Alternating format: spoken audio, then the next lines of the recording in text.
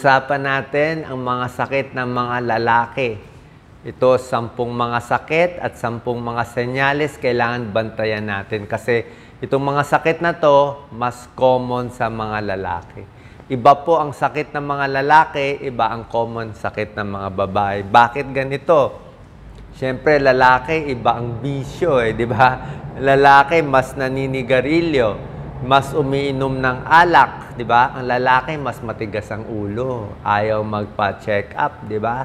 Walang check up, mas stress sila, mas exposed sila sa environment, di ba? Mas nagtatrabaho sila sa labas ng bahay. So, kaya iba yung mga sakit nila. Tingnan po natin, 10 sakit at mga senyales na babantayan. Number 1, unahin ko na yung importante, erectile dysfunction. Okay? Ang lalaki kasi, pag tumatanda, humihina na sa pagtatalik. Kasi nga bumababa ang testosterone, low testosterone level. Actually, pagdating ng edad 30, bumababa na testosterone. 30, 40, 50, 60, pababa yung testosterone, humihina ang sex drive. Okay? Dati, araw-araw nagtatalik.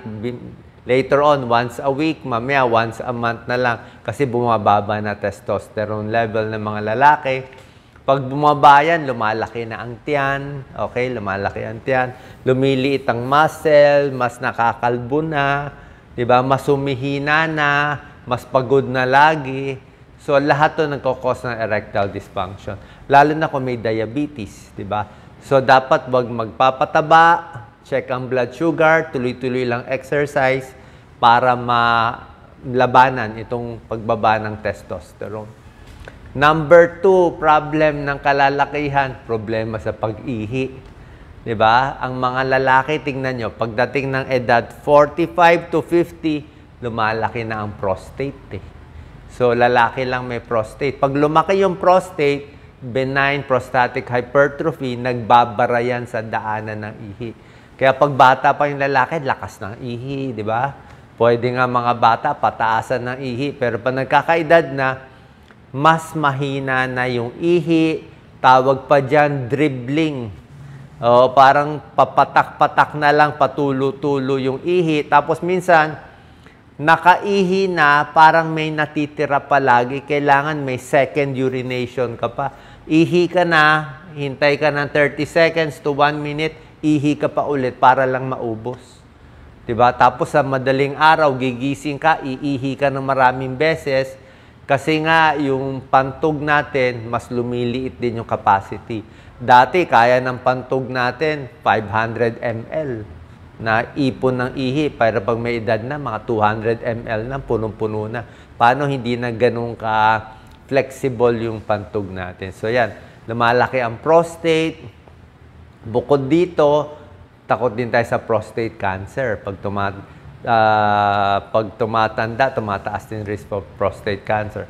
Para hindi lumaki ang prostate, iwas sa matataba, pork and beef fat, bawas sa karne, gatas, konting bawas din, not so sure, pero may pag-aaral, pag sobrang gatas, hindi rin maganda. Yung mga sili, maaanghang, hindi rin maganda kung may prostate problem. At merong mga gamot na pampaliit sa prostate. So, pag lumalaki ng prostate, may problema na, punta na tayo sa urologist. May gamot ibibigay para medyo gumanda ulit daloy ng pag-ihi. Ultrasound of the prostate para malaman kung lumalaki yung prostate. Number 3, problem ng mga kalalakihan. Okay? Sakit sa puso, heart attack, more lalaki tinatamaan. High blood, a little more lalaki. Diabetes, stroke. Bakit mga lalaki? Kasi lalaki smoker. Lakas manigarilyo, hindi nagpapa-check up, di ba? Dinadamdam lahat ng mga problema, kaya mas na-heart attack, biglaan na lang, di ba? Walang check up At least yung babae may makaramdam konti, magpapa-check up na. So, heart attack, common yan. High blood, common din. Pareho lalaki-babae, pero mas marami konti. Kaya kung may mga chest pain issues, diabetes, kailangan maayos ng maaga with exercise and healthier diet. Number 4, problem ng mga lalaki, problema sa tiyan. Okay, maraming masakit ang tiyan, kung ano-ano naramdaman, pagbabago sa dumi, minsan may dugo ang dumi. Kung problema lang sa tiyan, pwede natin sabihin ulcer or hyperacidity, sobrang stress, hindi nakakain maigi, acidic, okay lang yan, nagagamot. Pero minsan yung sakit ng tiyan, maraming lalaki tinatamaan ng cancer. Kasi nga, hindi nagpapacheck up. Colon cancer, common yan sa lalaki din. Pancreatic cancer, malakas uminom ng alak, liver cirrhosis, sasakit dito. Liver cancer, pwede rin. So, pag lalaki, masakit ang tiyan, mag-iisip pa tayo ng mga ibang mga sakit. Okay? So, pag mayroong problema sa tiyan, pa-check tayo sa doktor. Or healthier habits. Kasi nga, malakas kumain, alcoholic pa, baka mabutas pa yung sikmura, di ba? Kaya maraming digestive issues ang lalaki. Number 5, ubo, plema, problema sa baga, common din sa lalaki. Bakit? Mas maraming Pilipino ang naninigarilyo.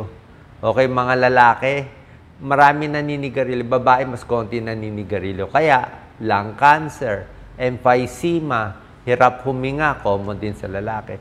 Lalaki din madalas magtrabaho, expose ka sa pollution, di ba? Sa mga kotse, sa mga motor, kaya yung baga nasisira. Baka jeepney driver, tricycle driver, lahat yan. Nagbabike lagi. So, pag expose ang baga, more emphysema, pwedeng pulmonya, pwedeng lung cancer, tuberculosis, sakit din sa baga. Okay? So, yan po. Cough and lung issues. Babantayan ng baga natin.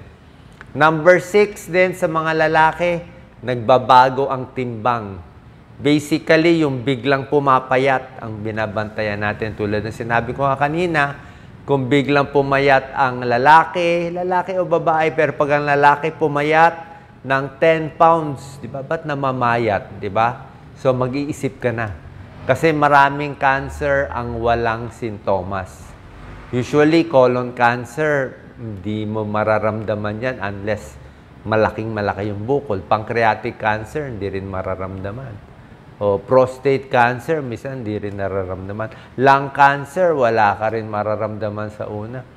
So, ang daming liver cancer, wala ka rin mararamdaman sa una. Pag na-discover, malaki na.